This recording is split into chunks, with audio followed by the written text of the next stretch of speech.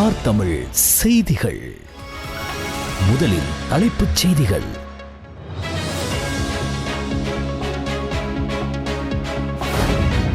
ஜனாதிபதி அனுரகுமார திசாநாயக்கவுக்கும் இந்திய ஜனாதிபதி திரௌபதி மர்முவுக்கும் இடையிலான சந்திப்பு. நீண்டகால நட்புறவை வலுப்படுத்துவது குறித்து இந்திய இலங்கை ஜனாதிபதிகளுக்கிடையில் கலந்துரையாடல். இலங்கையில் முதலீடுகள் தொடர்பில் கவனம் செலுத்த ஜனாதிபதிக்கும் இந்திய முன்னணி வர்த்தக பிரதிநிதிகளுக்கும் இடையில் நடந்த கலந்துரையாடலில் விருப்பம் தெரிவிப்பு.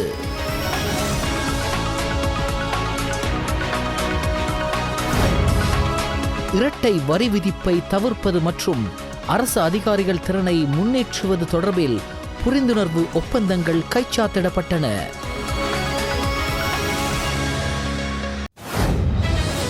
ஜனாதிபதி தேர்தல் மற்றும் பொது தேர்தலில் கிடைத்த பெருவெற்றிக்கு ஜனாதிபதி அனுரகுமார திசாநாயக்கவிற்கு இந்திய உப ஜனாதிபதி வாழ்த்துக்கள் தெரிவிப்பு.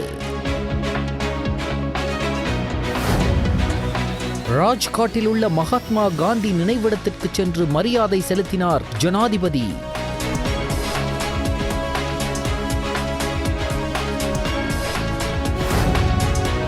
ஜனாதிபதி அனுரகுமார திசாநாயக்க இன்று காலை பீகாரில் அமைந்துள்ள புகழ்பெற்ற புத்தகயாவின் மகாபோதி ஆலயத்திற்கு சென்று வழிபாட்டில் ஈடுபட்டார்.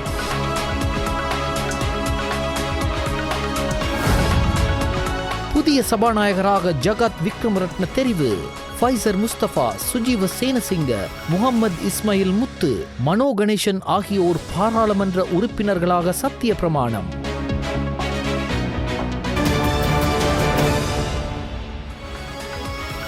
உள்நாட்டுச் செய்திகள். நீண்டகால நட்புறவை வலுப்படுத்துவது குறித்து இந்திய இலங்கை ஜனாதிபதிகளிடையில் கலந்துரையாடல் இடம்பெற்றது. ஜனாதிபதி அனுரகுமார திசாநாயக்கவுக்கும் இந்திய ஜனாதிபதி திரௌபதி மர்முவுக்கும் இடையிலான சந்திப்பு நேற்று பிற்பகல் புதுடில்லியில் உள்ள ராஷ்டிரபதி பவனில் நடைபெற்றது. இந்த சந்திப்பின் போது இந்திய இலங்கை இடையிலான நீண்டகால நட்புறவை வலுப்படுத்துவது மற்றும் பிராந்திய பாதுகாப்பை வலுப்படுத்துவது குறித்து கருத்து பரிமாறப்பட்டது. ஸ்நேகபூர்வ சந்திப்பின் பின்னர் இந்திய ஜனாதிபதி திரௌபதி மர்மு அவர்கள் ஜனாதிபதி அனுரகுமார திசாநாயக்கவிற்கு ராபோசன விருந்து வழங்கினார். வெளிவிவகார, வெளிநாட்டு வேலைவாய்ப்பு மற்றும் சுற்றுலாத்துறை அமைச்சர் விஜித ஹேர, தொழில் அமைச்சரும் பொருளாதார அபிவிருத்தி பிரதி அமைச்சருமான பேராசிரியர் அனில் ஜயந்த பெர்னாண்டோ ஆகியோரும் இந்த சந்திப்பில் இணைந்து கொண்டனர்.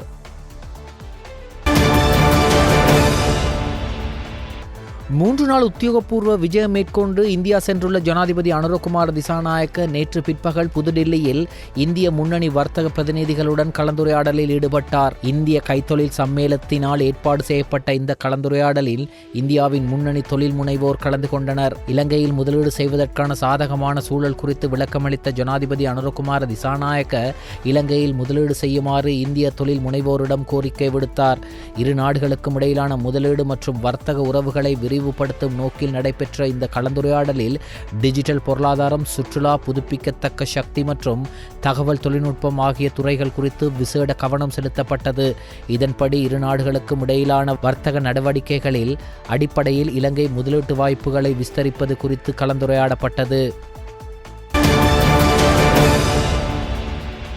3 நாள் உத்தியோகபூர்வ விஜயம் மேற்கொண்டு இந்தியா சென்றுள்ள ஜனாதிபதி அனுரகுமார திசாநாயக்கவுக்கும் இந்திய பிரதமர் நரேந்திர மோடிக்கும் இடையிலான சந்திப்பொன்று நேற்று பிற்பகல் பிரதமரின் உத்தியோகபூர்வ இல்லமான ஐதராபாத் மாளிகையில் நடைபெற்றது. அதனைத் தொடர்ந்து இரட்டை வரி விதிப்பை தடுப்பது மற்றும் அரசு அதிகாரிகளின் திறன் மேம்பாடு குறித்து புரிந்துணர்வு ஒப்பந்தம் இந்திய இலங்கை தலைவர்கள் முன்னிலையில் கைச்சாத்திடப்பட்டன. இந்தியாவின் வெளிவிவகார கொள்கையில் இலங்கைக்கு விசேடமான இடம் உள்ளது என்பதை நாம் நன்கு அறிவதாக கூட்டு செய்தியாளர் சந்திப்பில் ஜனாதிபதி அனுரகுமார திசாநாயக்க தெரிவித்தார். ஜனாதிபதி அனுரகுமார திசாநாயக்க தனது முதலாவது வெளிநாட்டு விஜயத்திற்காக இந்தியாவை தெரிவு செய்தமை தொடர்பில் தாம் மகிழ்ச்சி அடைவதாக இந்திய பிரதமர் நரேந்திர மோடி இதன்போது தெரிவித்தார். எதிர்கால நோக்குடன் இரு நாடுகளுக்கும் இடையிலான தொடர்புகளை புதிய கோணத்தில் கொண்டு செல்லும் வகையில் பௌதீக, டிஜிட்டல் மற்றும் எரிசக்தி ஆகிய பிரதான தூண்களை பலப்படுத்துவதற்காக இலங்கைக்கு தொழில்நுட்ப ஆதரவை வழங்குவதும், இரு நாடுகளுக்கிடையே மின்சார வலையமைப்பு இணைப்பு மற்றும் பெட்ரோலிய குழாய் இணைப்பை ஏற்படுத்துவது என்பன குறித்தும் இக்கலந்துரையாடலில் கவனம் செலுத்தப்பட்டது. ஜனாதிபதி அனுரகுமார திசாநாயக்கவுக்கும் இந்திய உப ஜனாதிபதி ஜகதீப் தன்கருக்கும் இடையிலான சந்திப்பு நேற்று பிற்பகல் நடைபெற்றது. கடந்த ஜனாதிபதி தேர்தல் மற்றும் பொதுத் தேர்தலில் கிடைத்த பெரு வெற்றிக்கு ஜனாதிபதி அனுரகுமார திசாநாயக்கவுக்கு இந்திய உப ஜனாதிபதி வாழ்த்துக்களை தெரிவித்தார். பொருளாதார ஒத்துழைப்பு, விவசாயம் மற்றும் டிஜிட்டல் மயமாக்கல் போன்ற விடயங்கள் குறித்து இதன்போது ஆராயப்பட்டது. அதனைத் தொடர்ந்து இந்திய சுகாதார அமைச்சரும் பாரதிய ஜனதா கட்சியின் தலைவருமான ஜகத் பிரகாஷ் நட்டாவிற்கும் ஜனாதிபதி அனுரகுமார திசாநாயக்கவுக்கும் இடையில் சந்திப்பொன்று நடைபெற்றது.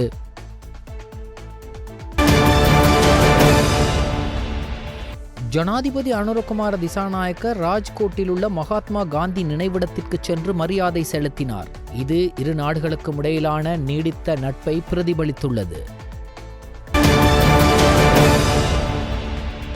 இந்தியாவுக்கு சென்றுள்ள ஜனாதிபதி அனுரகுமார திசாநாயக்க இன்று காலை பீகாரில் அமைந்துள்ள புகழ்பெற்ற புத்தகயாவின் மகாபோதி ஆலயத்திற்கு சென்று வழிபாட்டில் ஈடுபட்டார். மகாபோதி சென்ற ஜனாதிபதி அனுரவை கயா விமான நிலையத்தில் வைத்து மூத்த அரசு அதிகாரிகள் வரவேற்றனர். அத்துடன் புத்தகயாவின் மகாபோதி ஆலய வளாகத்திற்குள் சென்ற ஜனாதிபதி அங்கு அதிகாரிகளுடன் வழிபாட்டில் ஈடுபட்டார். நேற்றைய தினம் உத்தியோகபூர்வ விஜயம் மேற்கொண்டு ஜனாதிபதி அனுரகுமார திசாநாயக்க இந்திய பிரதமர் நரேந்திர மோடி, ஜனாதிபதி திரௌபதி முர்மு மற்றும் பல முக்கியஸ்தர்களுடன் சந்திப்பில் ஈடுபட்டிருந்தார்.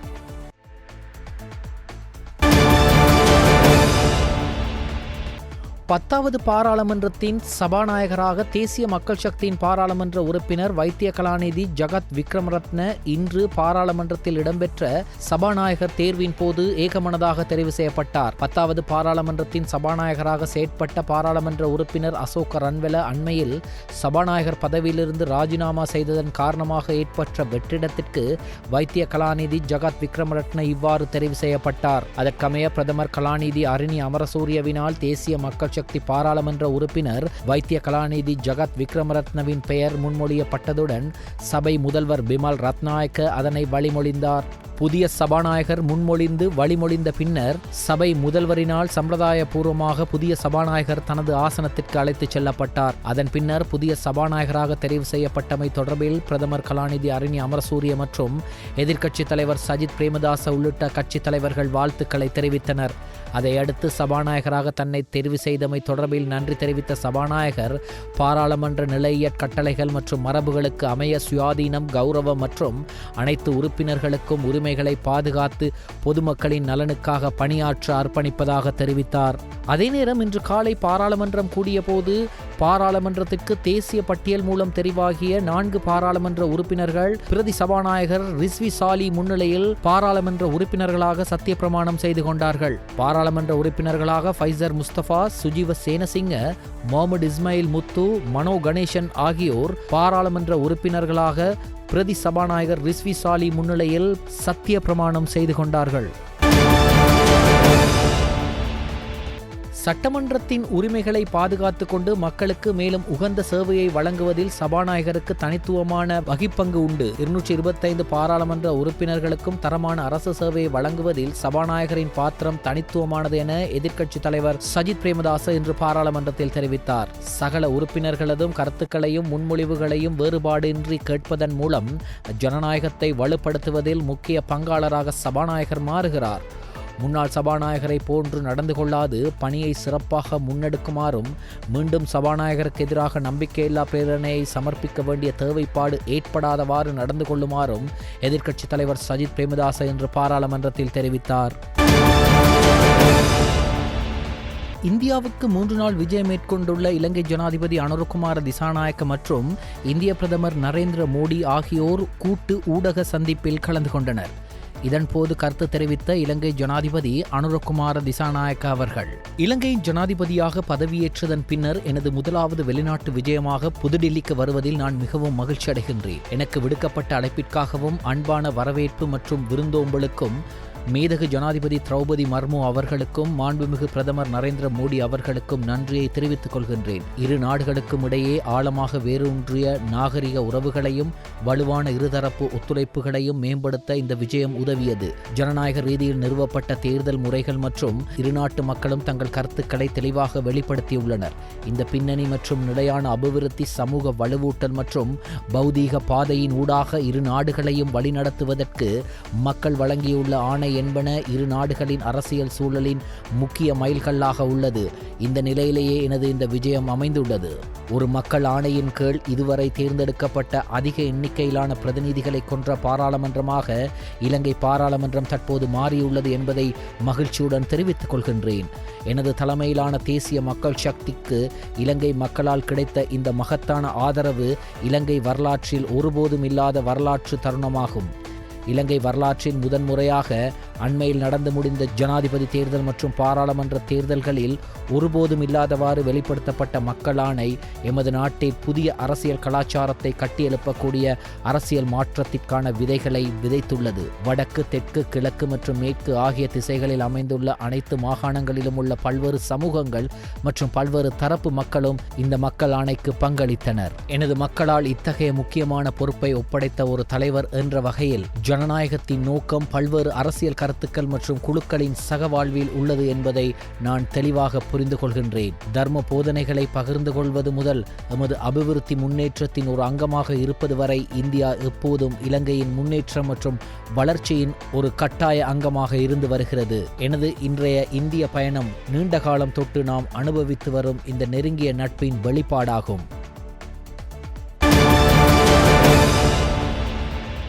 அனைத்து சீன பெண்கள் சம்மேளனத்தின் துணை தலைவியான திருமதி ஷாங் டாங்மேய் பிரதமர் கலாநிதி அரினி அமரசூரியவை பிரதமர் அலுவலகத்தில் சந்தித்து பேச்சுவார்த்தை நடத்தினார். பெண்கள் வலுவூட்டல்கள் மற்றும் அபிவிருத்தி தொடர்பான பரஸ்பர முயற்சிகள் குறித்து கலந்துரையாடினார். திருமதி ஷாங் டாங்மேய் மற்றும் அவரது தூதுக்குழுவினரை வரவேற்ற பிரதமர் கலாநிதி அரினி அமரசூரிய இலங்கைக்கும் சீனாவுக்கும் இடையிலான நீடித்த நட்புறவை பாராட்டினார். இந்த கலந்துரையாடல்கள் பெண்களின் சுகாதாரம், கல்வி மற்றும் பொருளாதார பங்கேற்பு, சவால்கள் மற்றும் வாய்ப்புகளை மையமாக கொண்டிருந்தது. பெண்களின் தொழிற்படை ஈடுபாடு மற்றும் கீழ்மட்ட பிரதிநிதித்துவத்தை அதிகரிப்பது உட்பட சீனாவின் முன்னேற்றங்கள் குறித்து திருமதி ஷாங் டாங்மேய் விளக்கினார்.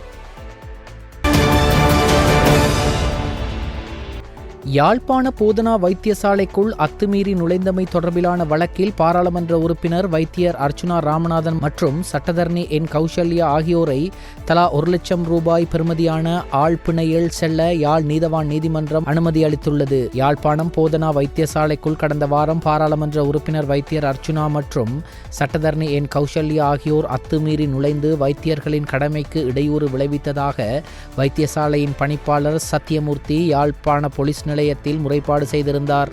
முறைப்பாட்டின் பிரகாரம் விசாரணைகளை முன்னெடுத்த போலீசார் நீதிமன்றில் வழக்கு தொடர்ந்தனர்.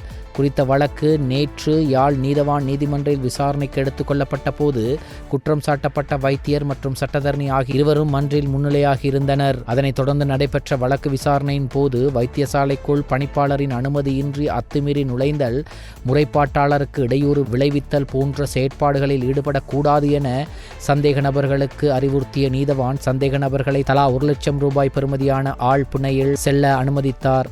குறித்த வழக்கினை மேற்கொண்டு நடாத்துவது தொடர்பில் சட்டமா அதிபரின் ஆலோசனைகளை பெறுமாறு போலீசாருக்கு அறிவுறுத்திய நீதவான் வழக்கினை எதிர்வரும் பிப்ரவரி மாதம் 7ஆம் தேதிக்கு ஒத்திவைத்தார். யாழ்ப்பாண மாவட்ட சுயேட்சை நாடாளுமன்ற உறுப்பினர் ராமநாதன் அர்ச்சுனாவின் நாடாளுமன்ற உறுப்பினர் பதவியை ரத்து செய்யுமாறு கோரி தாக்கல் செய்யப்பட்ட மனுவை எதிர்வரும் ஜனவரி 15ஆம் தேதி பரிசீலனைக்கு அழைக்குமாறு மேன்முறையீட்டு நீதிமன்றம் உத்தரவிட்டுள்ளது. புதிய சுதந்திர முன்னணியின் தலைவர் ஓஷல ஹேரத் இந்த மனுவை தாக்கல் செய்துள்ளார். இந்த மனு நீதியரசர்களான சோபித்த ராஜகருண மற்றும் மகேன் கோபல்லாவ ஆகியோர் அடங்கிய மேன்முறையீட்டு குழு முன்னிலையில் இன்று விசாரணைக்கு எடுத்துக் கொள்ளப்பட்டது. இந்த மனுவை ஜனவரி 15ஆம் தேதி விசாரணைக்கு எடுத்துக்கொண்டு உண்மைகளை உறுதிப்படுத்த நீதியரசர்கள் உத்தரவிட்டனர். நாடாளுமன்ற உறுப்பினர் ராமநாதன் அர்ச்சுனா கடந்த பொது தேர்தலின் போது அரச வைத்தியராக கடமையாற்றிய நிலையில் வேட்புமனுவை சமர்ப்பித்ததாக மனுதாரர் சுட்டிக்காட்டியுள்ளார். அரச சேவையிலிருந்து விலகாமல் இவ்வாறு வேட்புமனு தாக்கல் செய்வது சட்ட விரோதமானது என சுட்டிக்காட்டியுள்ள மனுதாரர் அது தேர்தல்கள் சட்ட விதிகளுக்கு முரணானது எனவும் குறிப்பிட்டுள்ளார். இதன்படி அரசியல் சாசனத்தின் பிரகாரம் நாடாளுமன்ற உறுப்பினர் பதவியை வகிக்க தகுதியற்றவர் என பிரகடனப்படுத்தி அந்த ஆசனத்தை செல்லுபடியற்றதாக்கும் உத்தரவை பிறப்பிக்குமாறு கூறி மனுதாரர் இந்த மனுவை தாக்கல் செய்திருந்தார்.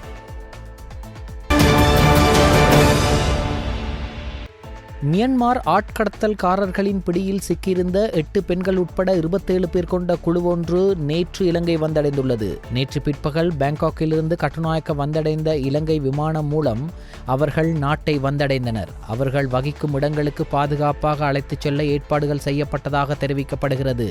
இதேவேளை 14 பேர் கொண்ட மற்றொரு குழு மியன்மாரில் ஆட்கடத்தல்காரர்களின் பிடியில் சிக்கியுள்ளதாக தெரிவிக்கப்பட்டுள்ளது. இவர்களை அழைத்து வருவதற்கு தேவையான நடவடிக்கைகளை மேற்கொள்ளுமாறு அண்மையில் அமைச்சர் விஜித்த ஏரத் பணிப்புரை விடுத்திருந்தார். புதிய அரசாங்கம் பதவியேற்றதன் பின்னர் மியன்மாரில் ஆட்கடத்தல் முகாம்களில் சிக்கியிருந்த 63 பேர் நாட்டுக்கு அழைத்து வரப்பட்டுள்ளனர். ஆட்கடத்தலுக்கு ஆளாகாமல் இருக்க அங்கீகரிக்கப்பட்ட நடைமுறைகளை கண்டிப்பாக கடைபிடிக்குமாறு வெளியுறவு, வெளிநாட்டு வேலைவாய்ப்பு மற்றும் சுற்றுலா அமைச்சு வெளிநாட்டில் தொழில் வாய்ப்புகளை எதிர்பார்த்து கொள்பவர்களிடம் கேட்டுக்கொண்டுள்ளது. யாழ் மாவட்டத்தில் எலி காய்ச்சலினால் 85 பேர் இதுவரை பாதிக்கப்பட்டுள்ளனர் என யாழ்ப்பாண பிராந்திய சுகாதார சேவைகள் பணிப்பாளர் வைத்திய கலாநிதி ஆறுமுகம் கேதீஸ்வரன் தெரிவித்துள்ளார்.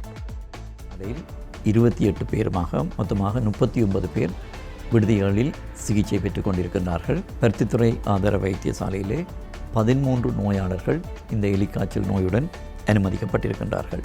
யாழ் போதனா வைத்தியசாலையிலே 3 நாட்களுக்கு முன்னர் பருத்தித்துறை ஆதார வைத்தியசாலையிலிருந்து யாழ் போதனா வைத்தியசாலைக்கு மேலதிக சிகிச்சைக்கு அனுப்பப்பட்ட ஒருவர் உயிரிழந்திருக்கின்றார். அதாவது இந்த நிலத்திலே அல்லது வயல்களிலே, சேற்று நிலங்களிலே, வெள்ள நீரிலே கலப்பதன் மூலம்தான் இந்த எலிக்காய்ச்சல் நோய் பரவுகின்றது.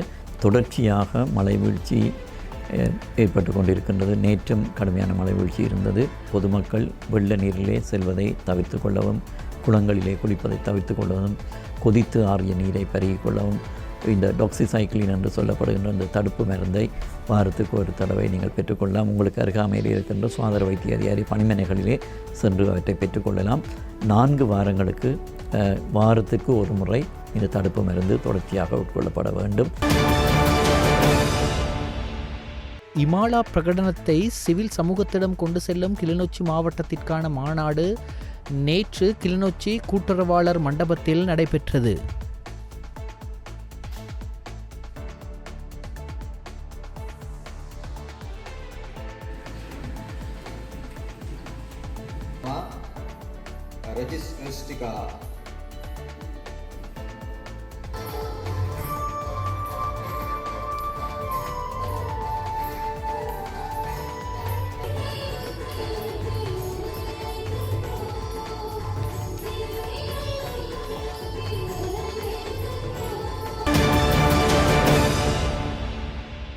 தென்கிழக்கு வங்காள விரிகுடா கடற்பரப்புக்குள் மேலாக தற்போது நிலவும் தளம்பல் நிலை மேலும் தொடரும் என எதிர்பார்க்கப்படுவதுடன் அது மேலும் வலுவடைந்து அடுத்த 2 நாட்களில் மேற்கு வடமேற்கு திசையில் இலங்கையின் வடக்கு பகுதியை அண்டியதாக தமிழ்நாடு கரையை நோக்கி நகரக்கூடும் என எதிர்பார்க்கப்படுவதாக வளிமண்டலவியல் திணைக்களம் எதிர்வு கூறியுள்ளது.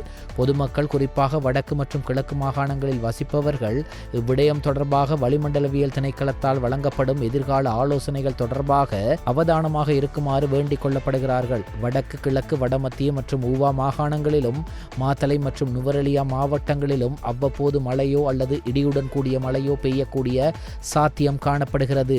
வடக்கு, கிழக்கு, வடமத்திய மற்றும் ஊவா மாகாணங்களிலும் மாத்தளை மற்றும் நுவரெலியா மாவட்டங்களிலும் சில இடங்களில் 100 மில்லிமீட்டர் அளவான பலத்த மழை வீழ்ச்சி எதிர்பார்க்கப்படுகிறது. நாட்டின் ஏனைய பிரதேசங்களில் பல இடங்களில் மாலையில் அல்லது இரவில் மழையோ அல்லது இடியுடன் கூடிய மழையோ பெய்யக்கூடிய சாத்தியம் காணப்படுகிறது. வடமேல் மற்றும் மேல் மாகாணங்களில் கரையோர பிரதேசங்களில் காலை வேளையிலும் சிறிதளவில் மழை பெய்யும் என எதிர்பார்க்கப்படுகிறது. வெளிநாட்டு செய்திகள். ஜெர்மன் ஜனாதிபதியாக இருப்பவர் ஒலாஃப் ஸ்கோல்ஸ் கடந்த 2021 நடந்த தேர்தலில் அவரது கூட்டணி ஆட்சி அமைந்தது. அவர் கொண்டு வந்த பொருளாதார சட்டங்களுக்கு கூட்டணி கட்சிகள் எதிர்ப்பு தெரிவித்து ஆதரவை வாபஸ் பெற்றன. இதையடுத்து 2 மாதங்களுக்கு பிறகு நேற்று நாடாளுமன்றத்தில் ஜனாதிபதி ஒலாஃப் ஸ்கோல்ஸ் அரசு மீது நம்பிக்கை வாக்கெடுப்பு நடத்தப்பட்டது. மொத்தமுள்ள 733 இடங்களில் ஜனாதிபதி ஒலாஃபிற்கு எதிராக 394 வாக்குகளும் ஆதரவாக 207 வாக்குகளும் பதிவானது. 118 பேர் வாக்களிப்பை புறக்கணித்தனர். இதனால் நம்பிக்கை வாக்கெடுப்பில் தோல்வி அடைந்ததால் ஜனாதிபதி ஓலாப் ஸ்கோல்ஸ் தலைமையிலான அரசு கவிழ்ந்தது. ஜெர்மன் அரசியலமைப்பு சட்டப்படி நாடாளுமன்றத்தை கலைக்க உத்தரவிடப்பட்டால் பிப்ரவரி 23 அங்கு தேர்தல் நடைபெறும் என்று தெரிய வருகிறது. அமெரிக்காவின் விஸ்கான்சின் மாகாணத்தில் நடந்த துப்பாக்கிச் சூட்டில் 3 பேர் உயிரிழந்தனர். இந்த சம்பவத்திற்கு ஜனாதிபதி ஜோ பைடன் கண்டனம் தெரிவித்துள்ளார். விஸ்கான்சினில் உள்ள மேடிசன் நகரில் உள்ள பாடசாலை ஒன்றில் நுழைந்த சிறுவன் ஒருவன் சராமாரியாக துப்பாக்கிச் சூடு நடத்தினார். இதில் ஆசிரியர் ஒருவரும் சிறுவனின் சக மாணவர் ஒருவரும் உயிரிழந்தனர். 6 பேர் காயமடைந்தனர். துப்பாக்கிச் சூட்டில் ஈடுபட்ட நபரும் சடலமாக நிகழ்விடத்தில் மீட்கப்பட்டார். சம்பவம் நடந்த பாடசாலையில் 400 குழந்தைகள் பயின்று வந்தனர். அப்பாடசாலையில் மழலையர் வகுப்பு முதல் மேல்நிலை வகுப்புகள் வரை உள்ளன. இந்நிலையில் அங்கு சிறுவன் ஒருவன் நடத்திய துப்பாக்கிச் சூட்டு சம்பவம் சோகத்தை ஏற்படுத்தியுள்ளது. விளையாட்டுச் செய்திகள். இந்தியா மற்றும் ஆஸ்திரேலியா அணிகளுக்கு இடையிலான டெஸ்ட் போட்டியின் 4வது நாள் ஆட்டம் இன்று பிரிஸ்பனில் நிறைவுக்கு வந்தது. 4வது நாள் ஆட்டம் முடிவின் போது இந்திய அணி 252 ஓட்டங்களுக்கு 9 விக்கெட்டுகளை இழந்திருந்தது. 14ஆம் தேதி தொடங்கிய இந்த டெஸ்ட் போட்டியின் முதலாவது இன்னிங்ஸில் 445 ஓட்டங்களை ஆஸ்திரேலியா அணி பெற்றது. ஆஸ்திரேலியா அணி சார்பில் டிராவிஸ் ஹெட் 152 ஓட்டங்களையும் ஸ்டீவன் ஸ்மித் 101 ஓட்டத்தையும் பெற்றனர். பந்துவீச்சில் இந்திய அணி சார்பில் ஜஸ்பிரீத் பும்ரா 6 விக்கெட்டுகளை கைப்பற்றினார். முதலாவது இன்னிங்ஸுக்காக துடுப்படுத்தாடி வரும் இந்திய அணி இன்றைய ஆட்ட நேர முடிவில் 252 ஓட்டங்களை பெற்று 9 விக்கெட்டுகளை இழந்திருந்தது. இந்திய அணி சார்பில் KL ராகுல் 84 ஓட்டங்களை பெற்றார். ரவீந்திர ஜடேஜா 77 ஓட்டங்களை பெற்றார். ஆஸ்திரேலிய அணி சார்பில் பந்துவீச்சில் பேட் கமின்ஸ் 4 விக்கெட்டுகளை பெற்றார். There's a noise, there's that it? Wow. And run straight away. He'll get a 50 and a valuable 52 for Ravindra Jadeja. And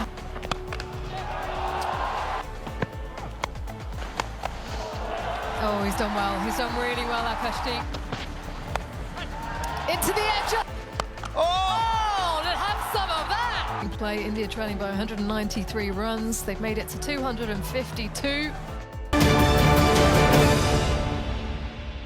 நாணயமாற்று வீதம்.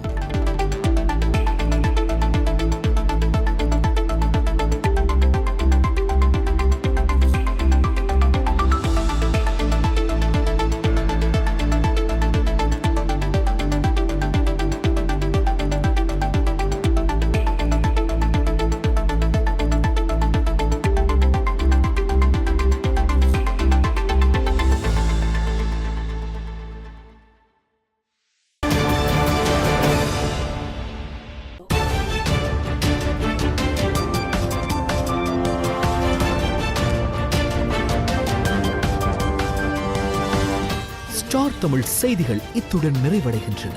மீண்டும் எமது செய்திகள் நாளை இரவு 7 மணிக்கு ஒளிபரப்பாகும்.